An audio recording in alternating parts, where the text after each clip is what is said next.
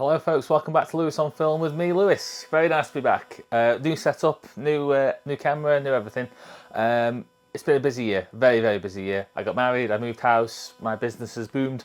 I'm doing very well, but I'm very happy to be back. I've been keeping my eyes on the films. You haven't heard reviews from me for a while, apart from little snippets on Facebook perhaps. But I'm back to do the full rundown of my top 10 of the year. So in this video, there are two videos going up in the next couple of days. This one is just the top 10. I'm going to go through the films without much context, without much backstory as to why or anything like that. I'm simply going to run through 10 to 1 with a few honourable mentions thrown in. Tomorrow, tune in to find out what I thought about each of those films and why they were my 10 to 1, as it were. So, without further ado then, nice and simple today. Here's my top 10 of the year.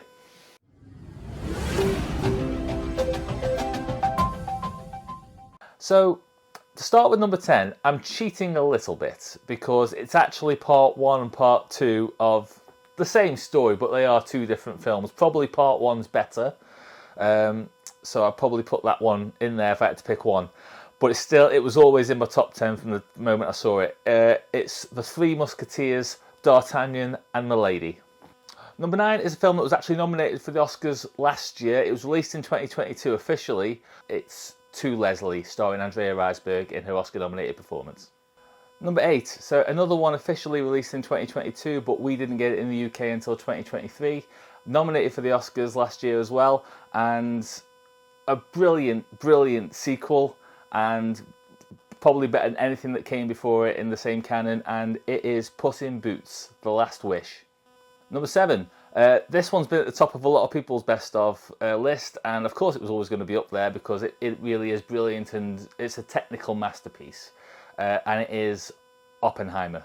Number 6, it's been a while since I've had a horror film in my top 10 of the year, and this one took an easy route in because it really is so original, so unique and so well done, with tension unsurmountable. It's Talk to Me.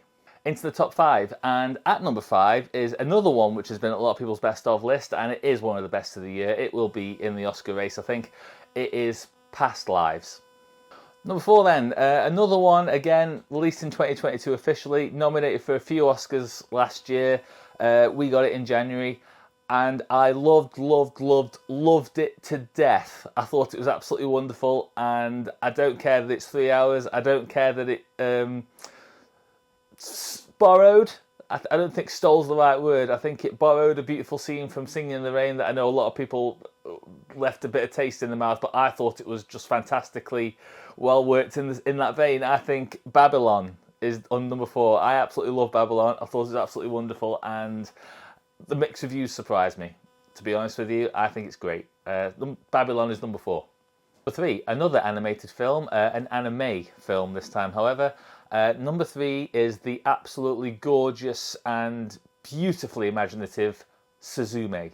Number 2, a recent one. I was really lucky to catch this at a film festival, but it's not actually available to watch in the UK yet. It's actually available in 2 weeks' time on the 19th of January in the UK, but in America it's been out, and it will be Oscar nominated this year, should it contend. I think it must, because it's absolutely brilliant. It is Alexander Payne's The Holdovers. So 2023 has been an absolutely wonderful year. So many films, so many different films, varying films. So many films that aren't in the top 10, which you possibly any other year would be in the top 10, possibly even number 1. But this year, there's only one that can be number 1.